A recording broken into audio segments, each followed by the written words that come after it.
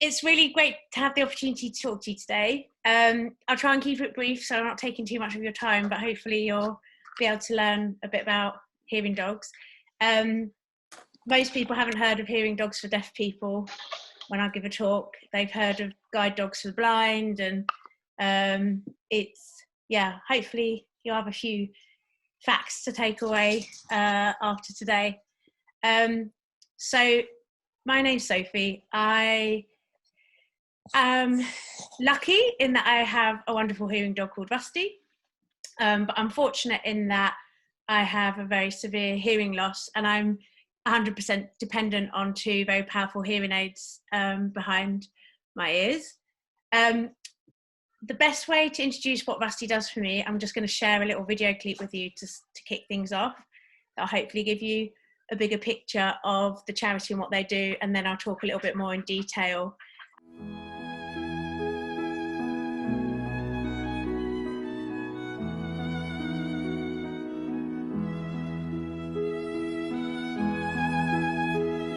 I was a musician, so whilst I used to cope quite well with hearing aids, as the damage worsened, I lost my sense of pitch and I had to stop performing, which was really difficult. As a child, I had a lot of problems with my ears, various ear, nose and throat problems, and I was always told I'd grow out of it. But as I got into my later teenage years, my hearing began to deteriorate. Since then, actually my hearing has deteriorated further, so now I haven't got any understanding of music, which has led to a lot of tears. And I was just on the brink of my professional career taking off as an opera singer. So it was really not an easy time. It became an incredibly difficult question when people said, "What do you do?" You know, it's a very normal question, what do you do for work? And I never really knew what to say, because in my heart I'm a musician, in my heart I'm a singer, but now I can't really do any of the things that I used to do. The huge thing for my family to accept was me not performing anymore, because everyone was really proud of me and what I'd achieved. And they still are. They just haven't got that opportunity to see my talents. So that's been really hard for everyone. Everything changed when Rusty came. From my mood, how can you not be happy when you've got him wake you up in the morning? And I felt more secure and safe in the knowledge that he'll let me know what's going on. And he'll tell me straight away, you know, he's so alert to everything. Good boy. His joy is contagious, so he's given me that real fulfilment of life again. He's also encouraged me to get running and get fit, because he's super fast. I couldn't keep up when I first got him. Rusty is a life changer because he has completely turned my world upside down in a really positive way. He has become my positive focus. He's become my courage, my strength. He's changed my life in so many ways. I would struggle to list them, but from, you know, not being anxious going to sleep at night, I sleep like a log now. I know he's going to wake me up in the morning with the alarm. I don't have the same anxieties that I had before I had him. I think this is something people really underestimate about the dogs, is the effect they have on your mental health. You can't be sad for long when Rusty's around. He's my best friend now, and he needs me to be around and look after him, and I need him to be around to look after me, and it's such a special partnership.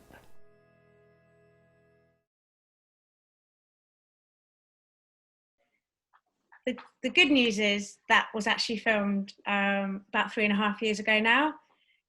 I was at a particular low point in my life when I got Rusty, because I'd actually couldn't work, couldn't do the job that I'd spent years training to do. And I applied to Hearing Dogs for Deaf People to help me, because I was living on my own and I had a few incidences where my safety was a problem because I wasn't hearing. So one night in particular, I woke up to a man standing in my bedroom in my flat, and obviously like not what you're expecting to find. That's creepy. Yeah. And it turned out it was just a well-intentioned neighbour. My fire alarm had been going off for like 45 minutes in the middle of the night, and I'd just not heard it at all. And at that point, my family, like quite rightly, I was in my early 20s, like trying to be a strong, independent woman, coping with this big change in my life. And they were like, Sophie, you're not safe. And I spoke to my like hospital team who were looking after me, and they were like, well, you can't wear your hearing aids all night because you'll get like really bad ear infections and problems there. They were like, have you considered applying for a hearing dog? And I was like, never even heard of a hearing dog. I don't know what a hearing dog is. And they told me, they sort of just touched on the fact that it was a dog that could alert you to certain sounds. And I was like, that sounds like a good solution. I like dogs. Like kind of, this could work. And went to visit the charity and just spent most of the day in tears, basically, because they kept, like, they were just telling me what they do for their job, you know, like they're saying how they train the dogs, what they can train them to do.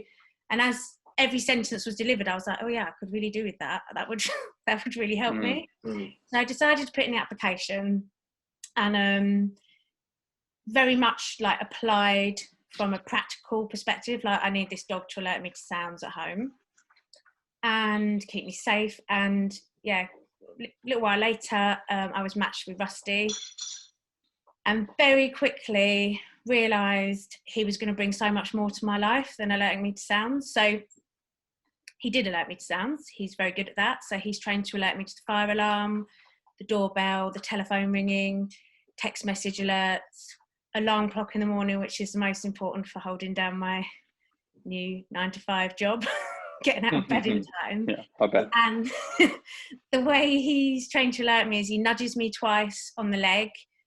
And then I say to him, I hold out my hands in this gesture and I say, what is it? And he leads me to the sound. Wow, that's amazing. The only difference, yeah. If you've got a dog, well, Ryan, you've got a dog, haven't you? You'll know that. I have as well. Quite a lot of intensive training. If it's the fire alarm, after he's nudged me and I asked him, what is it? Instead of running off and lead me somewhere, he drops flat to the floor and he stretches his feet out flat to show that it's a danger sound. Unbelievable. Yeah. I still find it funny because he's currently trying to distract me because he's rolling around on the floor with a toy lollipop, which is... I can't keep my dog indoors, let them do all that stuff. That's what I mean. So yeah, he arrived and he could do all these very practical things. But instantly I realised he was adding 2 more things to my life that I hadn't really considered when I applied.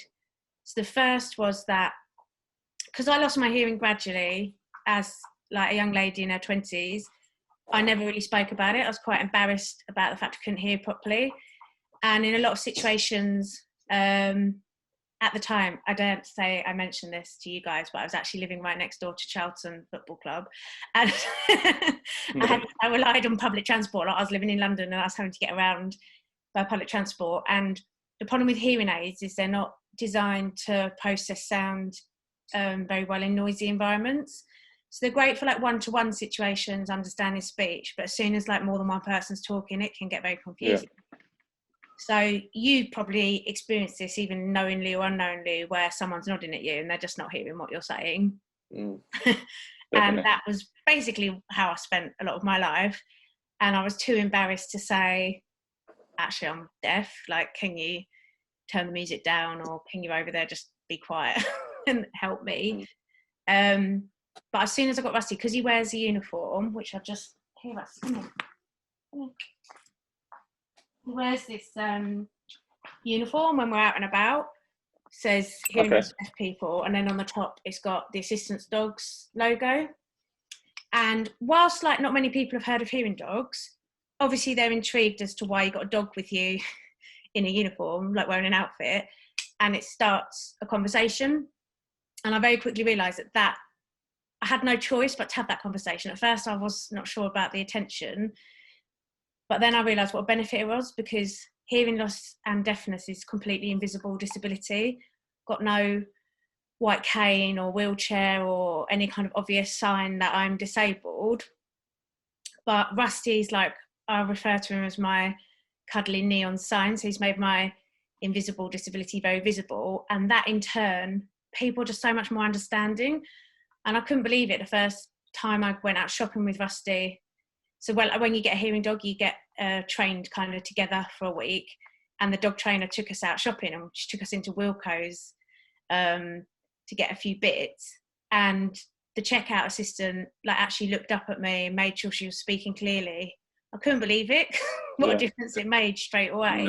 Yeah.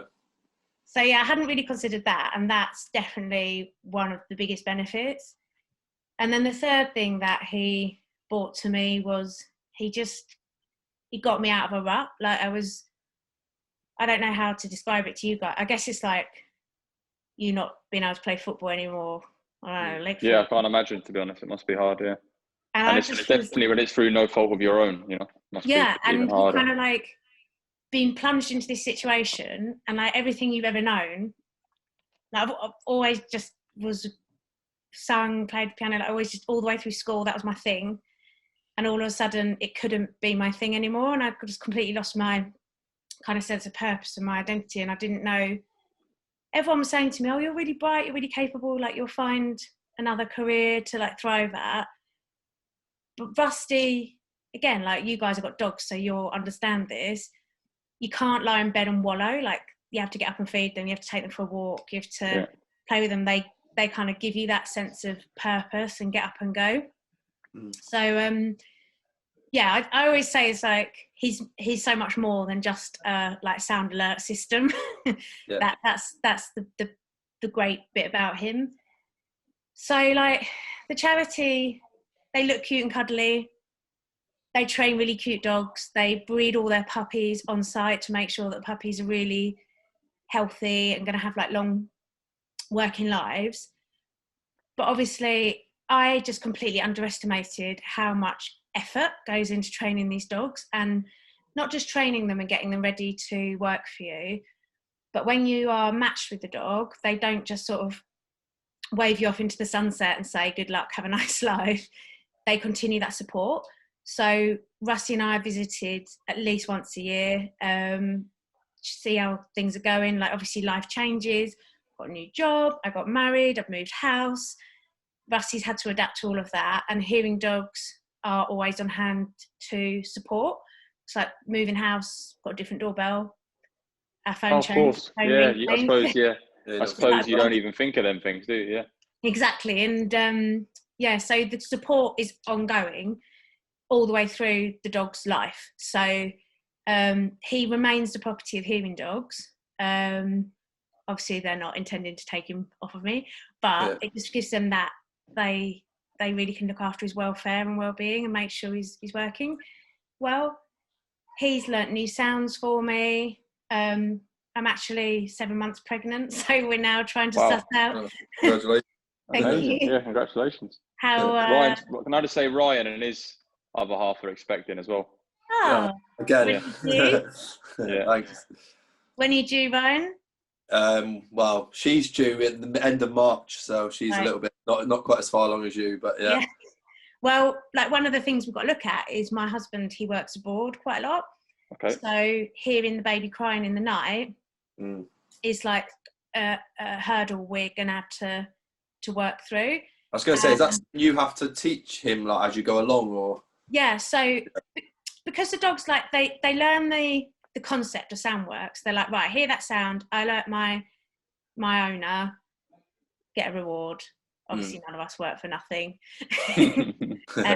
So Rusty, like, he's quite an enthusiastic dog when it comes to sound work. And actually, he'll alert me to sounds he's not been trained to alert me to just because he wants a treat. Because he's like, oh, that's a new one. Let me see if let me see if she wants to know about this one. Yeah. So I think he'll take to it like a duck to water, hopefully. So it's kind of like whole of life's journey, and obviously no one's life is static, is it? So hearing dogs are just there all the time. And like when COVID struck, obviously that was a big change for all the dogs, because they're normally like going out working, getting loads of social time, and all of a sudden it was like you have to stay indoors, work from home. Yeah, of course. So yeah, and the reason I'm saying all of this is because obviously all of that costs the charity money, and they don't ever want money to be a barrier to a deaf person receiving their help. So they estimate that it does cost them about £40,000 per partnership for the lifetime of the dog. So all the breeding and the training, taking them all the way through. I don't like to think about it, but to the end of their career. Yeah. So that's why like you guys choosing to support the charity and learn more about the charity and raise awareness of the charity is just going to be invaluable, because as I said a few minutes ago about it being invisible disability, hearing loss is just not a cause people really think about supporting, but it does have such a major impact on so many people's lives. It's something like everyone just associates with their grandma getting a hearing aid, but actually it's so much more than that. And the charity now... Oh, here he is. Look. There he is. Hello. Trying to get involved. Being missed out. Being missed out. We're just talking about dogs, mate. Yeah, there's child partnerships now, so they'll like train dogs to support children. And I think like, I don't know, Ryan, if it's your first baby coming in March. No, second. So yeah, you've got a child already, and it's that whole thing of like when you go to bed at night and you take your hearing aids out or you turn your cochlear implant off, you are 100% vulnerable because you're in a pitch black, you can't hear anything, you've got no idea what's going on around you. Yeah. And obviously for children, like sleep can be an issue anyway, let's face it. Yeah. But if they're then plunged into darkness on their own, they really struggle, particularly at night times. So what a lot of hearing dog recipients of children have reported is that has transformed the whole family, because that child might not have ever slept in their bedroom on their own, even if they're 7 or 8 or 9, because they're too scared and they want to sleep in mum and dad's room. Obviously that's going to have an impact on mum and dad's relationship if they've always got a child in their bedroom with, oh, hello. Sorry. I've got 2 kids and a dog under the age of 3, so it's mental in my house. You can understand Sophie. All of this. Yeah. Sorry. Your life actually, believe it or not, your life sounds quite quiet compared to mine at the moment. You've got it all to come. Trust me, you've got it all to come. Yeah, so like the child partnerships, they're quite special because obviously they have a very different impact on the deaf recipient, because the child has only ever known being deaf. They haven't had to deal with that whole like adjustment and grieving process of going deaf. But the parents, like the stuff they say about the change it makes just bringing a dog into the family and helping, knowing that child's going to sleep at night with their best friend, new best friend lying next to them, it's really, really lovely. And like if you go away after this and chat to your teammates, whatever, and they want to know more, like on Hearing Dog's got a really good YouTube channel with loads of little clips, like just 2-3 minute clips of different partnerships. And I know Rachel was saying one of the reasons Hearing Dog sort of came onto Millwall's radar was because there's a child partnership, I think supporters of Millwall. Oh, brilliant. Who comes with a hearing dog to watch you play. Oh, so amazing. That's so good. Yeah, so hopefully the dog's not alerted to swear words, because it would be quite busy, I reckon. Yeah, we yeah. I'm not going to say anything. Sophie, is it always the similar type of Sophie, could I just ask you a question? Is it always the same breed of dog, or do they mix up the breeds and stuff? Yeah, good question. So when the charity started, like 37 years ago, I think it was, they used to use a lot of rescue dogs and like try and train up like all different breeds of dogs. But as they've gone on, they've realised certain breeds make better hearing dogs than others, and obviously it makes the charity more efficient because they can train the dogs. They kind of know the patterns of behaviour and whatnot. So they tend to use poodles, cocker spaniels, and I was going to say spaniels, Labradors. You do see sometimes other dogs coming through that have like maybe been donated to the charity, trained up. Rusty's a cockapoo, so he's half cocker spaniel, half poodle. When I first got him, I was teaching in a primary school full time, Yep. So he had to be able to cope with lots of children, lots of noise. Lots of attention, I bet. Yeah. Oh yeah. When I left, like we did this assembly and all the kids are like crying. It's like, are you crying because you're going to miss me or because you're going to miss Rusty? And they're like, Rusty? Yeah, definitely Rusty. No brainer. Yeah, because he doesn't molt, like he doesn't trigger any allergies. Obviously, a lot of kids, like with asthma or eczema or whatever, sometimes react to dog hair. So, yeah, he's turns out he was my perfect match. If you'd have said to me like 5 years ago, oh, you're going to have a poodle cross living with you, I'd be like, nah, not. But actually, he's so bright. And the thing about hearing dog, it's got to have, because people often ask about guide dogs because they use like Alsatians and other types of dogs, bigger dogs. Yeah. But the thing is about the hearing dogs, it's very different job description. So they've got to be able to be calm in certain situations, but actually their main job is to be very reactive to sounds. So it's finding the dogs that can be reactive to sounds without being reactive in the wrong environments. Yes, definitely. Sometimes perceived as naughty. But Rusty, come up and say hello. Stop playing with your toys. There we go. He's and the other nice thing for the hearing dogs is they do just get to be dogs outside of their work. Like he gets loads of playtime. Like his favourite thing is running around the park after a tennis ball. And for the charity, that's a really important part of the dog's like welfare, making sure that they can still be a dog. Yeah. So I guess his job kind of starts when you take your hearing aids out. Would that be kind of what it is? Yeah, I mean, he doesn't understand that. He just alerted me No. Come what may. Yeah. And to be honest, he's quite cheeky because my mum said, like, when we go on holiday and stuff, she looks after him. She said he just alerts her to stuff as well. Just eats food. He's like not supposed to react to him because we're not like meant to let him alert other people to sounds. He's meant to know to alert me, but he just loves it. And I think the way they train the dogs, it's all just one big game to them. Yeah. So they just see it as part of their extended playtime. I think the actual sound work, that the real like time he has to concentrate is when we're out and about in public and he's wearing his uniform, because he knows once that uniform goes on that he's got to be like model citizen. Yeah, and, definitely. You know, potentially control his thoughts and feelings. You know, if he sees a cat run past, he knows that when he's in his uniform, he can't do anything about it. Whereas once his uniform's off, he'd be after the cat. He enjoyed himself. So it's that kind of only to play with it, not to do anything. He's been smacked around the head a few times by my sister's cat because he doesn't stop. But yeah, he's well, as you can see, he's quite cute, right?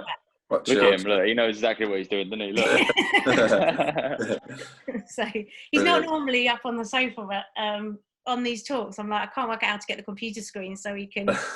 You're not looking at my dog just goes everywhere. He goes on all the beds, all the sofas. He just takes over the whole place. It's his house, really.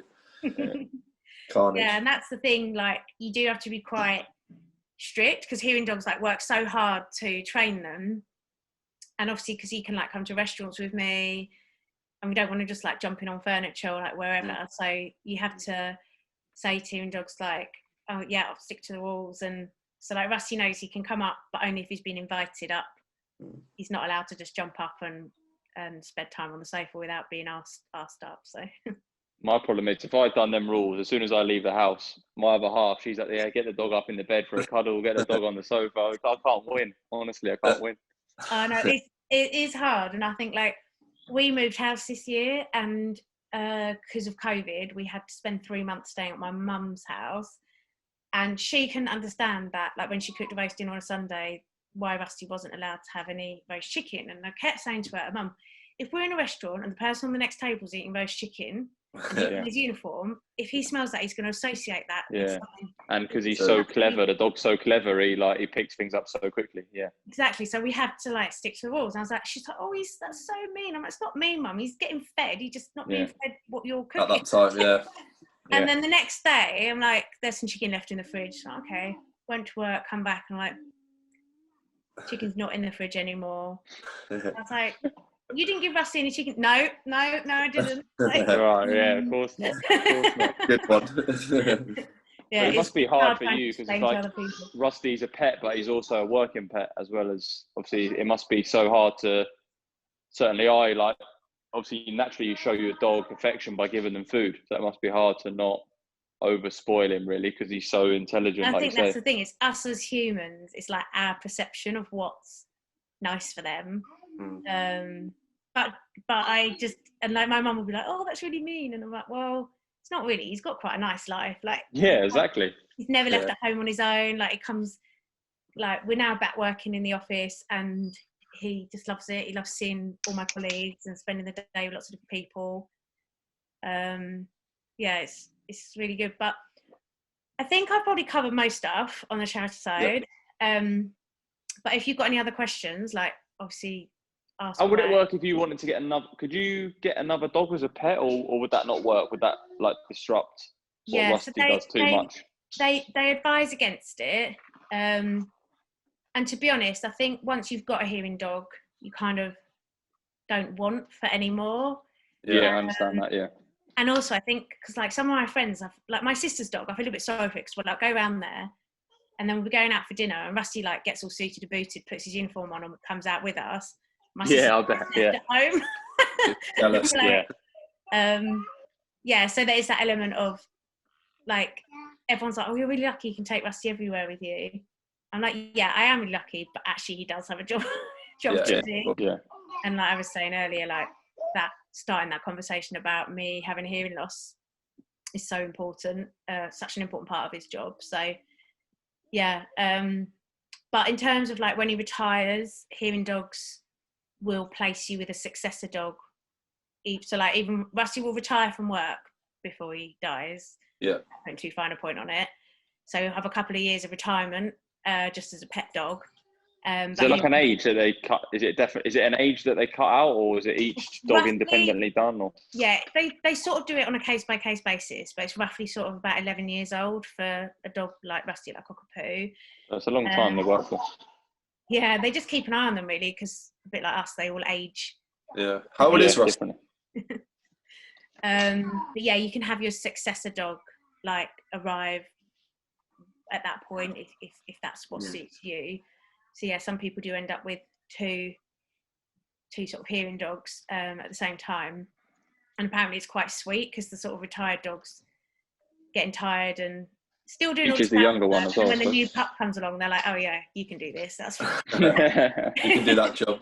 Yeah, I'll just stay in bed and have a snooze. So yeah, it's amazing. It's brilliant. Very clever. I think the hardest thing is when you see one of the dogs working in public and you're not meant to stroke them, are you? And Rusty has really long eyelashes, and he's basically worked out that if he flutters them at certain people and can get kind of make eye contact, that he's going to draw them in. And That's so clever. It's really hard because you can see people being like, "Oh, I'm not supposed to say hello," but he wants me to say hello. It's kind of And it's like with COVID, it actually has made social distancing, like that whole thing, like earlier in the year, hearing dogs were like, actually, if you don't need to take him to the supermarket, maybe don't, because people do come and talk to you. Yeah. And it's like, you can't maintain 2 meters when you're deaf and trying to have a conversation. Like lip reading and like masks coming in has just been a nightmare. I imagine. Yeah. Yeah, it's been God, there's so many things that like I feel like when I speak to someone like you and you sort of open my eyes to something else, some of the things I worry about, like wearing a mask, you don't even think about that side of things. Yeah, it's nice actually to get an opener sometimes. Yeah, and I think like my cousin was saying to me the other day, she hasn't got hearing loss at all, but she said she's struggling to understand people, and she thinks it's that like barrier of like facial expression, and actually everyone probably lip reads a little bit without even realising that that's what they do. And the other thing like I really struggled with is at the beginning of lockdown, everything went online, so like all these talks and things, and I didn't think I couldn't hear in the meetings properly. And then I spoke to my audiologist, and I've got like an add-on, and I've got Bluetooth built into my hearing aids, so the sound gets streamed directly to both my hearing aids, like amplified by 90 decibels, so that I can understand the conversation. Amazing. And like all this technology, and I was just like, if this had happened 10 years ago, the technology just didn't exist really, did it? So yeah, there've been some like new challenges this year. I'm not gonna lie, but definitely having Rusty by my side, you can't kind of feel low about anything for very long.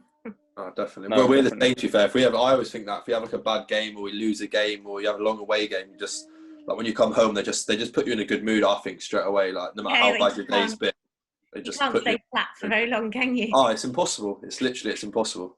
It's good. Definitely. I think your dog doesn't care who you are. Like I always think, even David Beckham's dog has no idea that David Beckham is David Beckham. Yeah. Your dog is just, they just love you for who they are, for who you are, don't you? And they walk through the door. And you've got it all to come, Sophie, because you're going to have a toddler soon, running to the front door as well, trying to bump I always Rusty out say of the to way. my teammates at work, I say, we've all got to be more dog. Like when we're getting hung up on something, I'm like, we just got to live in the moment. Like look at Rusty and take some inspiration, because even if he has a bad day, he doesn't remember it the next day. He just gets up and moves on. It's true. 100%. Very true. You're right. Yeah. Look, can I just show you what's going on in my house? Look, this is what's happening now. Look, trying to feed every the dogs time, under the table. constantly, it's a fight. It's a fight for the banana between the 1-year-old and the dog. Wait. Honestly, Yeah, you try and that's what implement the rules and they just throw it out the window. So look. I think that point where more food ends up on the floor than Rusty, then he'll suddenly realise the value of having a baby in the house. Exactly. He's going to be a doggy Hoover, is what we call our one. Oh. Well, it's been really nice chatting to you guys. No, thank you. It's been nice. It's been lovely. No, it's been really eye-opening and really appreciate you taking the time. Thank you very much. Definitely. Thank you. Thank you. I don't know who the like main link is for choosing hearing dogs and choosing to support hearing dogs, but please do pass on my personal thanks. Obviously, the charity are very grateful, but as someone who has, I keep thinking, I've got this £40,000 dog here helping me through my life, and I just feel incredibly lucky. So it's only possible with support from organisations like yourselves. So thank you. Honestly, No, thank you. Thanks for speaking to us. Really appreciate Thank you. it.